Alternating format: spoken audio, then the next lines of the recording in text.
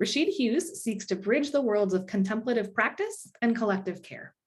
He is a proud graduate of the Howard University Department of Music and the Howard University School of Divinity. Rashid is a certified mindfulness teacher, a certified yoga instructor, a restorative justice facilitator, and currently in training to become a fire pujari. All of Rashid's perspective flow from the two wisdom traditions of contemplative and restorative practices. So at this point, I'm going to hand it over to Rashid, and he's going to take you through the rest of the session. Thanks, Rashid. Okay. So peace, everyone, and welcome. Really feel honored and blessed to be here with you all today. Really grateful for this moment in time where we're able to have these conversations that are so important and urgent for us to be having. So as you already heard, Dr. Sarah King will not be joining us today, but she'll definitely be with us in spirit. I'll be sure to give you a brief introduction to her framework, the science and social justice. I won't attempt to, try to facilitate a full session on her work without her being here. But I still think we'll be able to have a good time and see the kind of like the conversation that Dr. Sarah King and I've been having regarding her framework, the science and social justice, and my framework, the 4 pillars of rest. But before we get into any type of content or exploration of the two, I just want to offer a short and brief grounding practice for us. And then we'll get going from there, okay? So wherever you are, however you may be postured in this moment, I just want to invite you to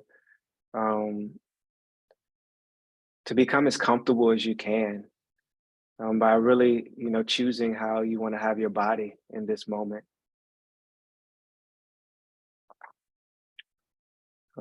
Having your eyes closed or open is your choice. Moving your body or being still is also your choice.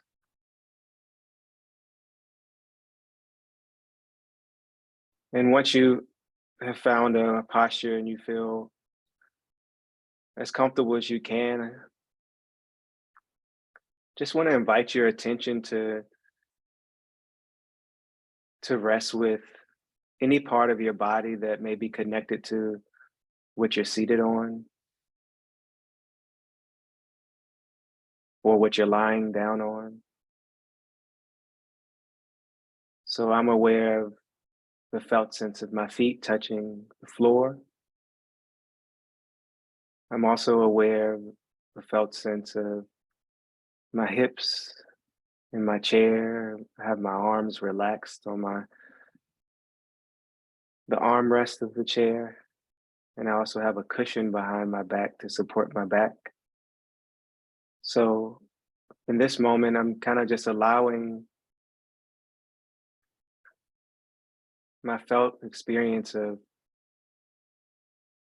just the earth element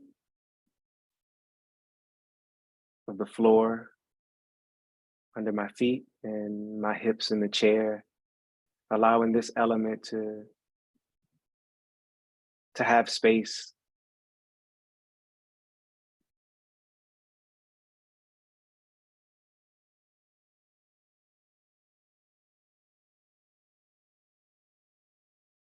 To maybe notice any temperatures that may be associated with where your body and where this earth element are in contact. Maybe feelings of coolness or warmth, or maybe there are other sensations that align more to the reality of the moment for you, but just kind of just noticing with curiosity. How does the earth element register within awareness for me? Soft, cool,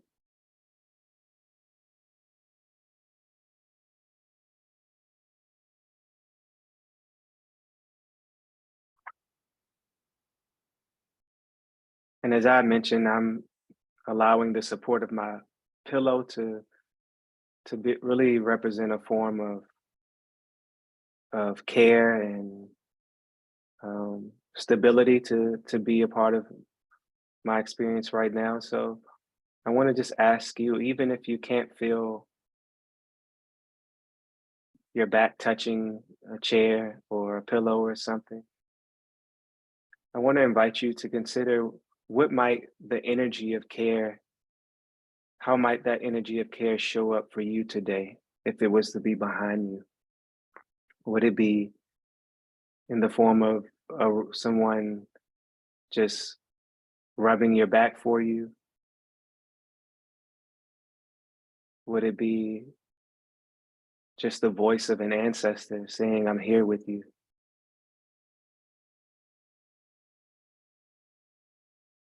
Would it actually be the presence of a loved one sitting with you?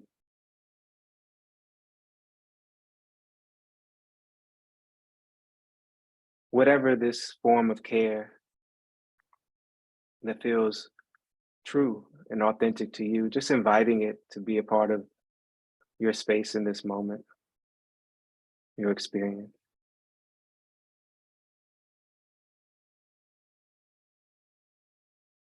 And just noticing how it feels in your body. How does care register, show up for you in your body?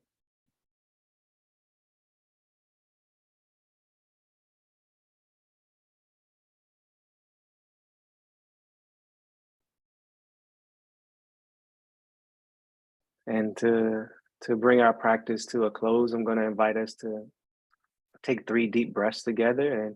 And as we exhale, I'm just going to invite you to imagine that you're radiating this care out to the earth, to all beings everywhere without exception.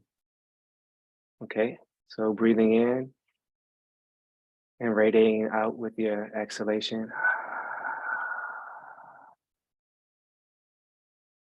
Breathing in, radiating out. One more, breathing in, radiating out.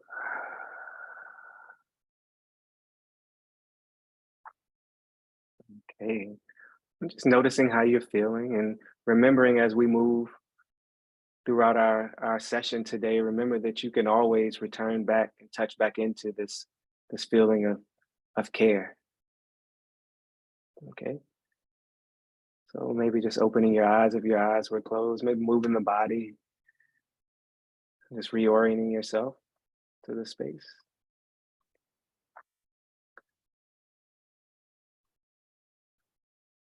Okay. Okay. So I'm going to just take a few moments to introduce you to the 4 pillars of rest, my framework that's near and dear to my heart. And as we mentioned earlier, although Dr. Sarah King isn't going to be with us here physically, I'll be sure to touch in a little bit on around her framework, and we'll bring her voice into the space in that way uniquely. Okay. So the question that I'm going to invite you to inquire into just before we get into any further content is, what possibilities can emerge when we allow our embodied experience to inform our contemplative approach to liberation and social justice? What possibilities can emerge or may emerge or are emerging when we allow our embodied experience to inform our contemplative approach to liberation and social justice? And that's just something to kind of reflect on. Maybe you might journal your responses, and we may come back to this question a little bit. So before I bring Dr. Sarah into the room by introducing the science of social justice, I just kind of want to share a little bit how Dr. King and I have been seeing and envisioning and imagining our 2 frameworks working together and supporting one another. And I'll start by just sharing a story. Um, so early on in my contemplative journey, I recognized that many of the contemplative practices or mindfulness approaches to well-being that I was exposed to weren't necessarily meeting the needs of my nervous system. And what I mean is that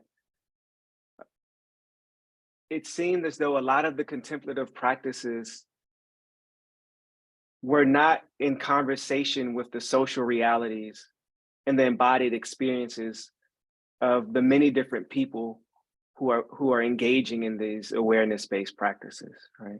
It was kind of like, okay, here's mindfulness or here's meditation, and this is what all of us do, right? This is the way to do it, no matter what your historical experiences, no matter what intergenerational trauma is in place, no matter what your social realities are and your unique embodiments or identity locations.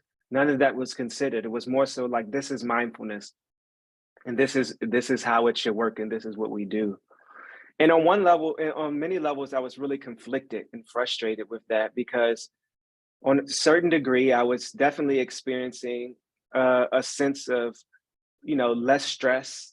I was feeling a little more connected to myself and to others, and to just finding meaning from these practices. But on another level, I wasn't feeling like I was actually becoming free. I wasn't experiencing the liberatory sense that these practices were saying, were saying to have one, to provide for us. I didn't feel like I had access to that freedom for some reason. I felt like there was a block, there was something, a wall in the way. And I found myself becoming really burned out and exhausted spiritually. And I soon began to realize that the exhaustion was coming and emerging because I was attempting to adopt a set of practices that were not considerate of my needs as a biological, mental, and relational being, right? And what Dr. Saraz King's framework, the science of social justice, does is that it actually invites us to really pause and to confront what we mean when we say and use the word I, right? What we mean when we use the word self. And what she's offering in her framework and through her research and her personal and direct experience is that actually the embodiment of our past and present experiences as a relational and social being are included, intimately included, when we say I or refer to the self, okay? And this is where the science of social justice and the four pillars of rest begin to be in conversation. On one hand, I have this contemplative approach that seeks to provide refuge for people who find traditional and mainstream approaches to awareness-based practices to be inaccessible to them for whatever reason. And the science of social justice is an awareness-based framework that redefines the word social as the embodied experience of our shared inner being in the context of relationships, right? So she is providing this window into considering that maybe many of us who have particular social locations, historical traumas, intergenerational traumas, experiences of systemic oppression, many of us may not have access to this feeling of freedom and liberation that many awareness-based practices offer, is because for so many years, we failed to actually bring into consider that social and I, or relational and I, are actually one, right? So the first inquiry that I have for you today is, what is your felt sense of what we call the self or I? What is your felt sense of what we call the self or I? Have you been giving the space and provided the permission to consider the self as historical? Have you been giving yourself permission to consider the self or I physiological? Or as Dr. King would probably say, have you given yourself to consider what we call the self or I social and relational? Okay. So now we arrive at the 4 pillars of rest. And the 4 pillars of rest, you see the 4 pillars on the right of the screen. But the spirit of the 4 pillars of rest is really centered in creating access for people who feel tired and weary, and providing a rest-centered approach that's accessible, that's an accessible path to embodying liberation while also considering the reality of the relational, historical, and social dimensions of what it means to be human. Okay? So the 4 pillars of rest, or the rest practice, is a rest-centered approach to meditation that seeks to provide people who feel tired and weary with an accessible path to embodying liberation, while also considering the reality of the relational, historical, and social dimensions of what it means to be human in this moment. And this was actually birthed out of my direct experience of, as I mentioned earlier, of feeling burned out, passionate about meditation, passionate about my liberation, but feeling alienated from having access to this freedom because my exposure to both the traumatic nature of systemic and my lived encounters of oppression had been placed outside of my awareness when I was attempting to meditate. So the 4 pillars of rest is saying, no, let's bring all of that in. We don't have to exclude any of our relational, historical, or social dimensions of what it means to be human. We allow those to actually inform how we're choosing to practice, to be aware, and as Dr. Sarah King would say, to be loving awareness in action. Okay. So I'm going to take you through the 4 pillars briefly, give you a brief introduction to them. And then after this, I'm going to pause and actually carry us through a guided practice of the 4 pillars so that you can have a direct experience of them. And then we'll have conversation towards the end. So the first pillar is relax your attention, release. That stands for the R of rest. And this first pillar is an invitation for us to relax our attention as opposed to having to focus our attention, right? Many awareness-based practices, mindfulness practices, invite us to actually focus and direct our attention. And that's where, personally, I was finding a lot of struggle and tension, because my nervous system was already depleted and exhausted. So when I was asked to focus more, there was a lot of resistance emerging within awareness, within my body, within my system, right? So the first pillar of rest, relax your attention and release, is an invitation not to have to focus more, but an invitation to relax our focus, right? So we have our hands like a fist, and someone says, relax. There's an opening, a softening that happens. But that opening and softening emerges because our natural state of our hand is not the starting point where we feel the tension when our fist is closed. The closed fist is the unnatural state, right? But when we invite our fist to actually relax, there's a feeling of opening that happens. And this is really what the R of rest is inviting us into, allowing ourselves to soften, to release, and to relax. And what happens is, over time, as our attention settles and relaxes more, and we become more familiar of an embodied sense of relaxing and softening, we feel more aware and we feel more open to life and more connected, right? So I have a picture of an otter or beaver floating, and I have this picture because I think it really symbolizes what the first pillar is inviting us, this space, this posture that the first pillar is inviting us to sense in our bodies, what it means to just float and to allow our experience to float, right? So rather than focusing and blocking out and tuning out the other embodied experiences that may be arising in the moment, we're actually inviting all of that to be here. We're making space for it. We're saying that there's room for all of ourselves here.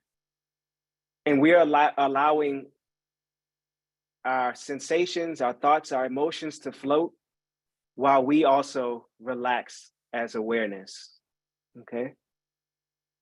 So the first inquiry is, what happens when you allow your experience to be completely as it is? That's a simple way of saying, relax your attention and release. Allow your experience to be completely as it is, right?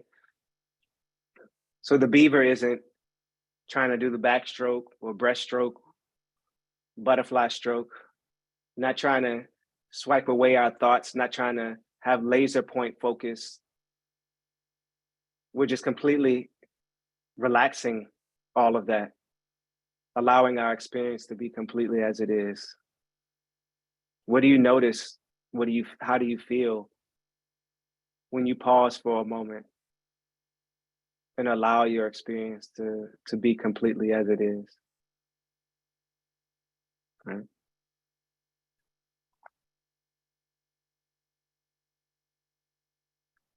And then we have the E of rest, exhale all striving, empty. So the E is an invitation to let go of all internalized ideas that say we need to always, excuse me, we need to always be striving to fix ourselves in order to be well. So that was another roadblock that I faced, and that I have faced in many contemplative places and spaces. That there was this sense that the way I am in this moment is off. It's not right. It's not whole. So I need to focus so that I can arrive at the place of wholeness. And that kind of became internalized ideas, right?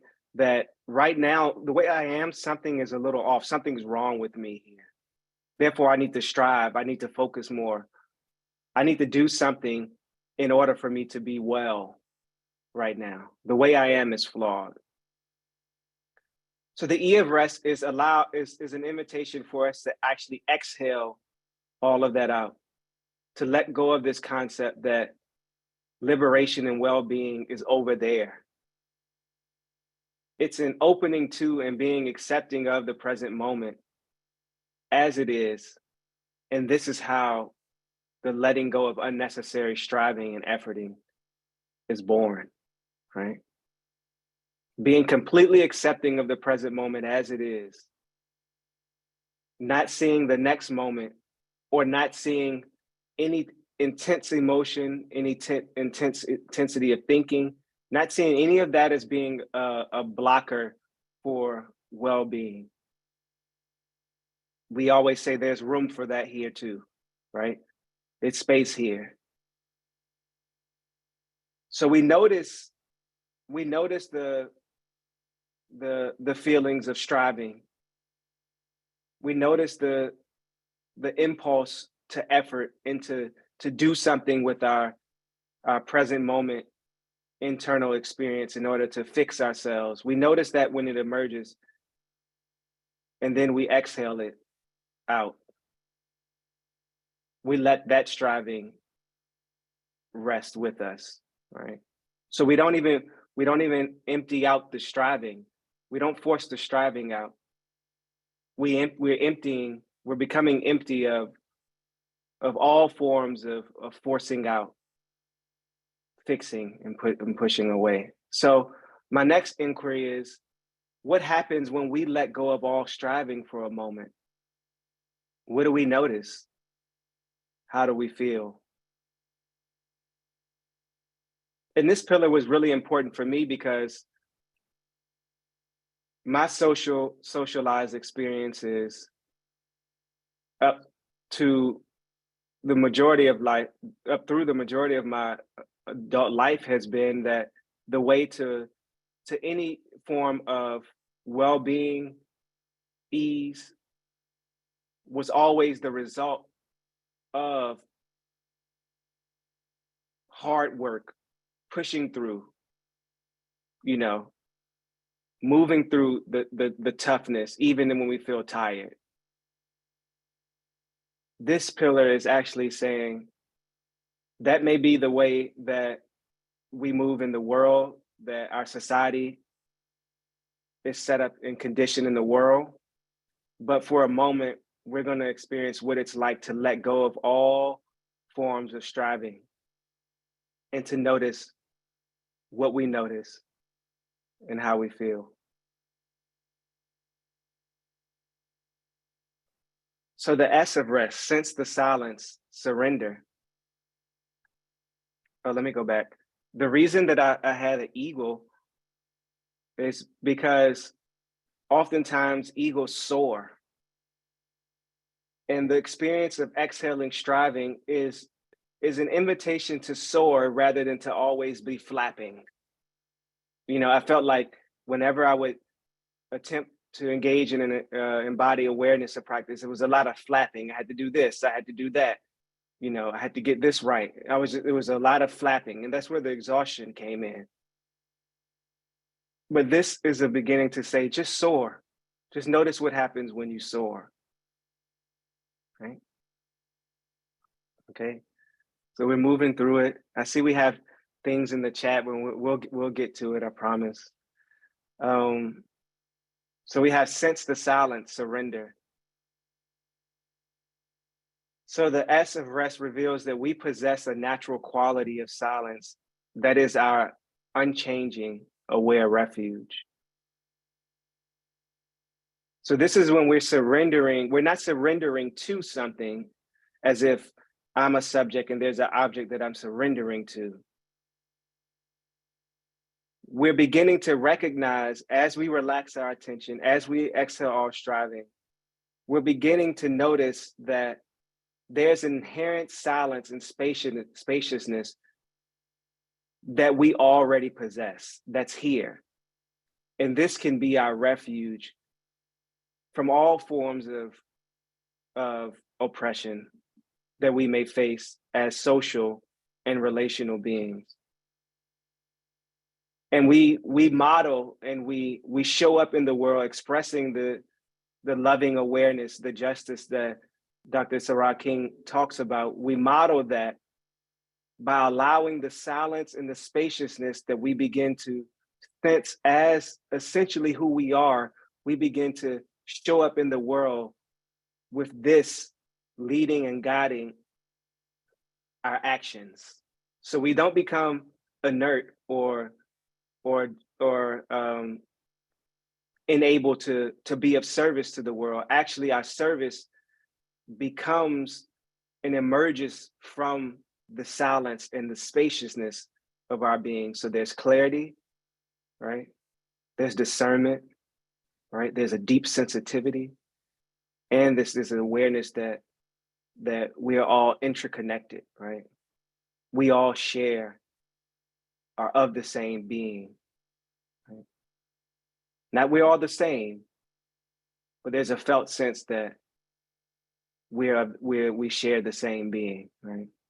So that leads to the inquiry of what happens when you imagine that you are vast like space. So rather than focusing, rather than trying to calm yourself down, rather than trying to clear your mind, the question is, what if we imagine that the thoughts, the emotions, the fear, the trauma was emerging in a vast space aware presence? And that's why I have this picture of outer space with all of these. I'm not, so I might use the wrong words, but I'm not really hip to a lot of science, solar stuff, but a lot of expressions of light and gas and heat, the stars, all of that we feel in our embodied experience. What if we imagine that we were as vast as the space, as outer space, and we allowed all of that to have room in us? What possibilities might work? What emerge? What clarity might we be privy to connect with? How might we express justice in a new way if we weren't forcing or trying to move beyond our embodied realities, but we were actually making space for them and seeing that their presence was not actually a threat to our inherent wholeness? Okay. So then we have the last pillar, which is T, tune into awareness, trust. So the T offers that well-being is never separate from our being. Well-being is never separate from our being. So resting in awareness is our path to feeling and trusting for ourselves that we are whole. So when you see trust, it's a trust that emerges in that builds, that becomes our inherent conviction, our inner conviction, as we begin to relax our attention, to exhale striving, to sense the silence, to sense the spaciousness, and to not be in conflict with any aspect of ourselves, not the relational aspect of who we are, not our physiology, not our historical realities as well. And I have this picture of the sun with a lot of clouds covering it. And the reason that I chose this picture was because oftentimes it can feel like we are only clouds. There's a lot of thunderstorms happening.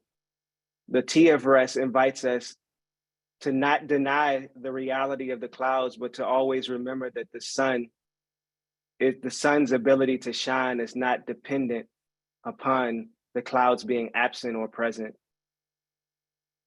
And this is also true for what I found when I began to embrace more rest-centered approaches to meditation. I began to find that even in the midst of the chaos, the exhaustion, I was never separate from this sense of rest, this sense of openness, this sense of loving awareness. So the last inquiry is, what happens when you trust that your aware presence is the freedom that you seek? What do you notice? What do you feel? Okay. So I'm gonna stop here. I'm gonna pause for a second because I shared a lot. I went through a lot. And I would love to just maybe open the space up for a moment before we do a short practice. Or would you all prefer to do a practice together and then open the space up? What are you all feeling? Let me hear from you in the chat. Practice first? Or okay, so I see practice. All right, so let's do a practice together, and then we'll open the space up for conversation. And also, I have a 5-week course on the 4 pillars of rest that's really relational. It's engaging. I try to keep it limited to 25 people. per cohort. So if you're interested, just reach out to me, because I always love creating spaces for people to go really deep into each pillar. All right. Um, but yeah, so let's do a quick practice together. All right. So just once again, just inviting you to find a posture that feels good for you, however you might be.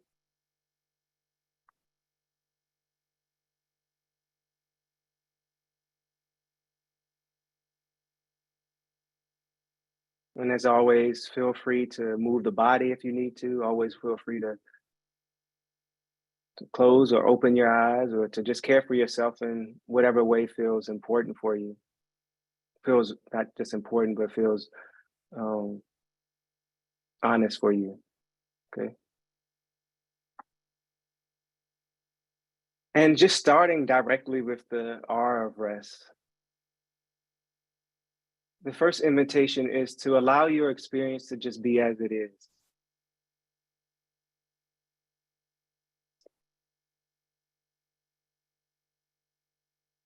Simply, we're just allowing our experience to be as it is.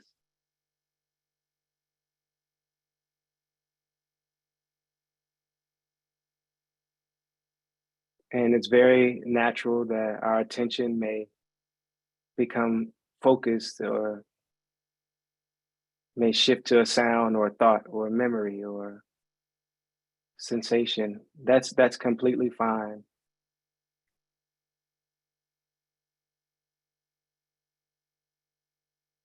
If you notice any sense of struggle, you just imagine that you're like the otter just floating.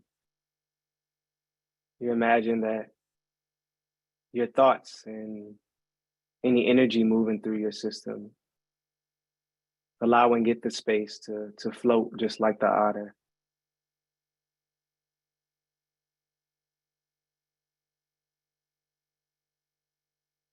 There's nowhere to go, nothing to change. We're allowing our attention to just relax.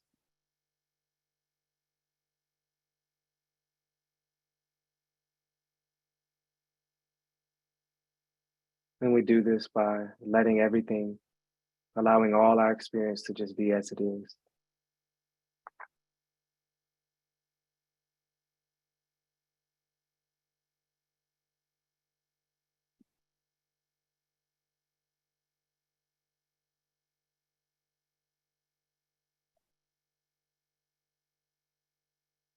And it's very natural that striving may occur, impulses may appear. There's nothing wrong. We don't need to control any element of our experiencing. We're releasing and becoming empty of all forms of control, any attempt to dominate our experience with our force.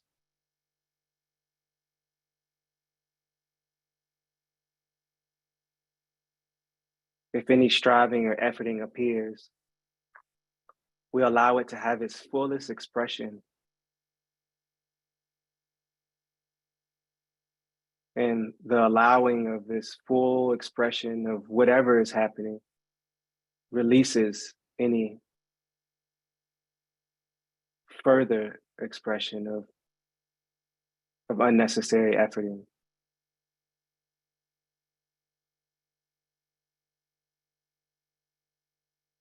So there's nothing to fix here.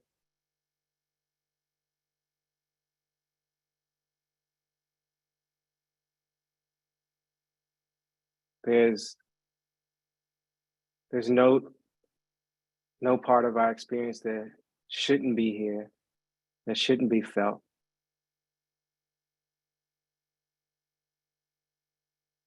And we're not trying to change any element of who we are or what our experience is.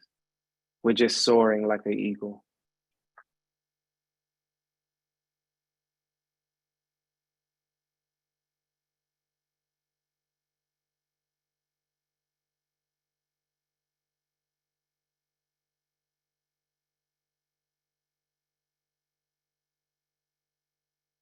And there may be times where it's like Am I doing it?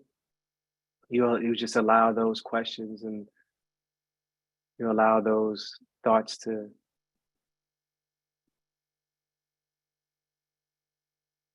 be here without trying to change them.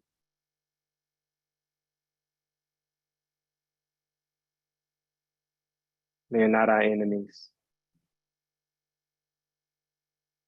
And, and then there may be some sensitivity, some awareness of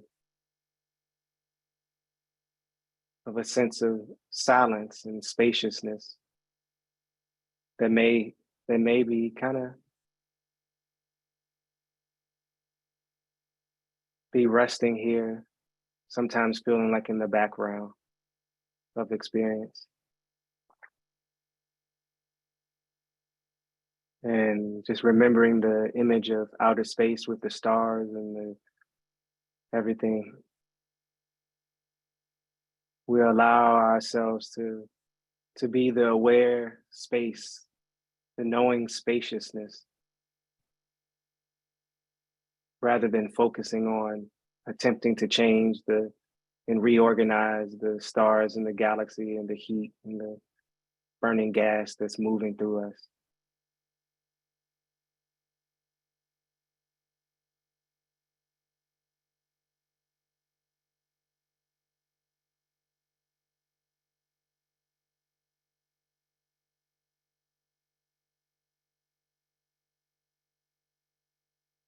Then lastly, we arrive at tuning into awareness and trusting. And this is when we remember and we sense that even just if it's just a little bit, that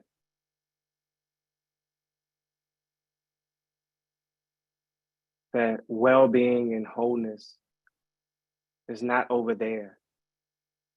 It's not on the outside.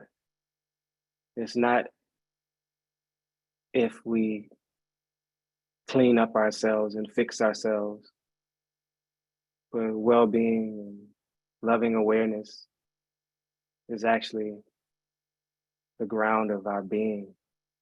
It's our very self. And it doesn't have to deny the pain, the fear, the trauma. It actually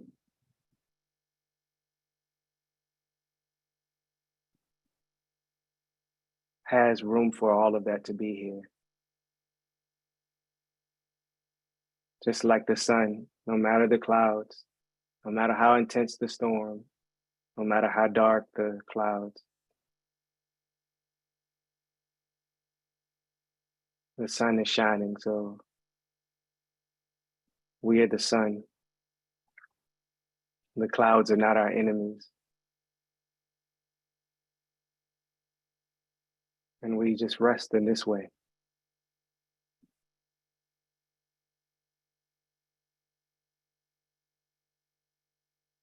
And for me, this is my path to liberation. This is how I sense loving awareness as my very being. And this is from the place that I serve. I serve from loving awareness. I move through the world with this loving awareness. And I recognize that you too are this loving awareness.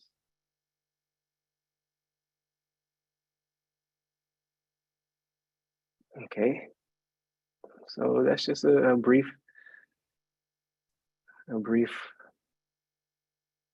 practice of the 4 pillars. So yeah, so I'll stop talking here, and hopefully this has made sense to you all in some way. So now I'd just like to open the space up for questions.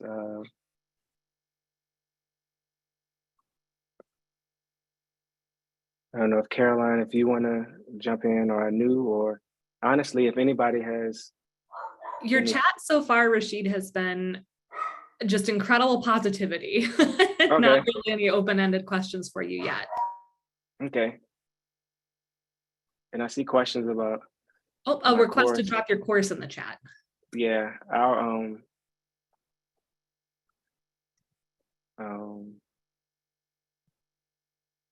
I'll put my website in the chat, and you can see a page on there about my course, and feel free to just email me if you have questions about the course. But anybody have any questions about the practice, about the pillars, about, you know, anything? What's arising for you all?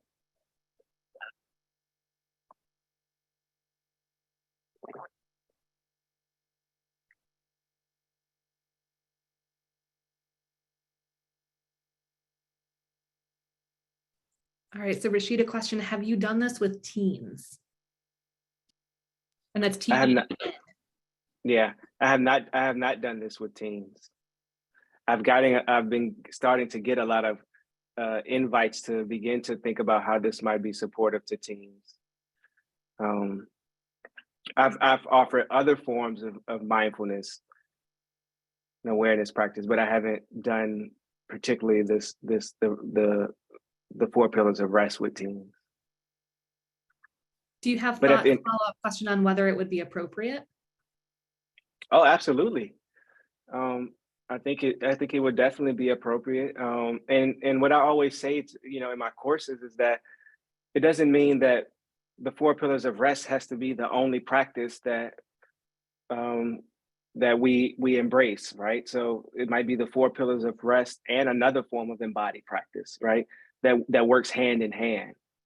Um, so I think definitely, I think the four pillars of rest actually could work really well for people who really have a sense of connection with the more focus-based training of attention type practice, um, to provide an alternative for when one's nervous system actually feels a little too activated to actually integrate those forms of practice. So it doesn't have to exist in a silo. It can be in conjunction with other uh, contemplative approaches. Perfect. Okay, another question for you. Catherine says, I'm curious about your mindfulness meditation teachers.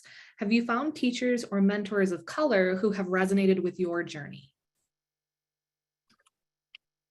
Yeah, I found definitely mentors and teachers of colors who resonated with my journey. Um, and also at the same time, I feel like a lot of my work has been to sense when I needed to actually figure out what form of mindfulness practice works for me. And when I say me, I'm thinking about like Sarah would say, the social me, right? What's the me that is exhausted from work, or the me that is heavily grieving, the me that's feeling a lot of weight and uncertainty around a lot of the racial issues that are going on in society. Like, the social me. I always had to have to connect to that me to always really stand in my truth, right?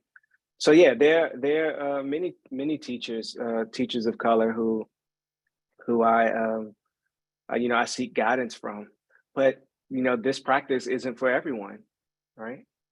This practice isn't for everyone, and that's okay too, right? It's not we don't need to force it on anyone. It's just an invitation for people to rest in a different way. Thank you. And then lots of comments about just gratitude, happiness. Somebody saying, I'm so full of gratitude for you and your practice. This is Diane speaking. Honestly, since George Floyd was killed, I have been struggling to find a way to stay whole in the face of overwhelm. This is such a gift. So Thank that's you. kind of a summary, but I think a lot of people are speaking gratitude, speaking this is a gift, speaking this resonates with me. I don't see any other open-ended questions. I'm scanning to make sure That's correct. But, certainly if you've placed a question in the chat and I've missed it, feel, certainly more than free to place it there. But I think that may be the end of the questions the group has for you, Rashid. Okay. So I guess I'll have a question for us to kind of just reflect on around, what does social justice mean to you? What does social justice mean to you? How are you working with that idea? And, are there contemplative practices that support you in embodying social justice? So let's just hear, like, how are we embodying social justice?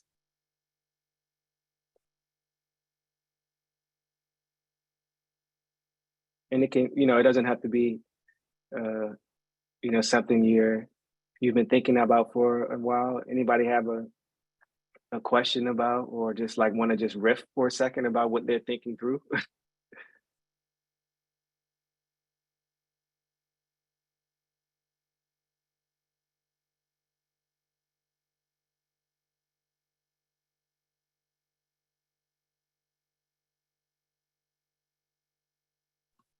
Can I say something? Yeah.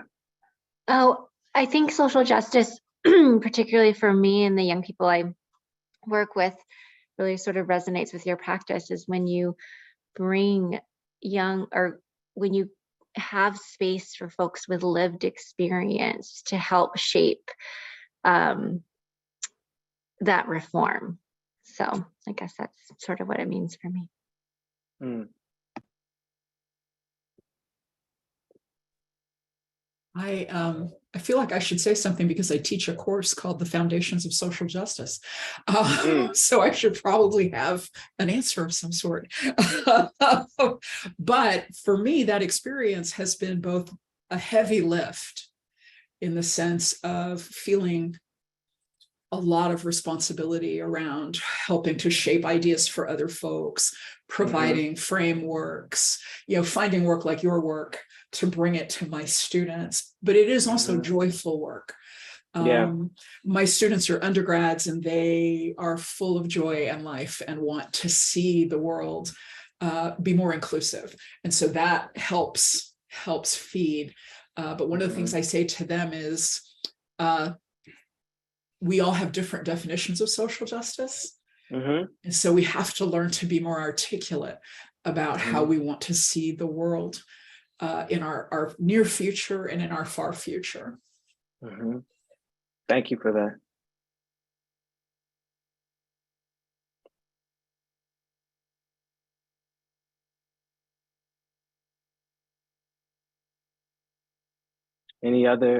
Anything else coming up for anybody else?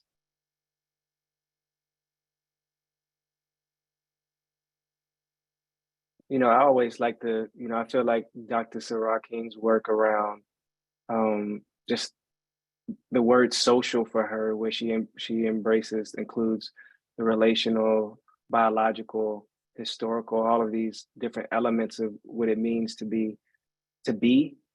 For me, that's a great place to always begin to turn back to, of just sensing into the question of how am I and what do I need? What parts of myself may I have been neglecting? What parts of myself does society actually not invite me to embrace? And what are the practices that support me in actually embodying the loving awareness that we are? So I always like to look at, when you look at social, not separating social from you, and knowing that you are the social and the social is you, right? And then that's how the 4 pillars of rest emerged for me. I became clear that when I actually gave time to reflect on the larger sense of self, I recognized that that's what needed to be attended to in order for me to actually be informed about what practice should look like for me. And there are many different wisdom traditions that embody more of a rest-centered, open approaches to being, to loving awareness. You know, you have Kashmir Shivism, you have Dzogchen, Mahamudra meditation, Mahamudra tradition, and Tibetan Buddhism. You know, you have Advaita traditions from the Vedic traditions. You know, you have also more Christian contemplative traditions. Some of the mystical teachings invite us into this loving awareness. And, you know, these days, more people who are, you know, embedded within the science and quantum physics world are also beginning to touch on this work. So there are many different ways. Yeah, also chanting. Yeah. I see rocking. Yeah. Resma Minikum's work. Exactly. It's a lot of work happening around these creating ways, emergent ways of caring for ourselves and caring for our world.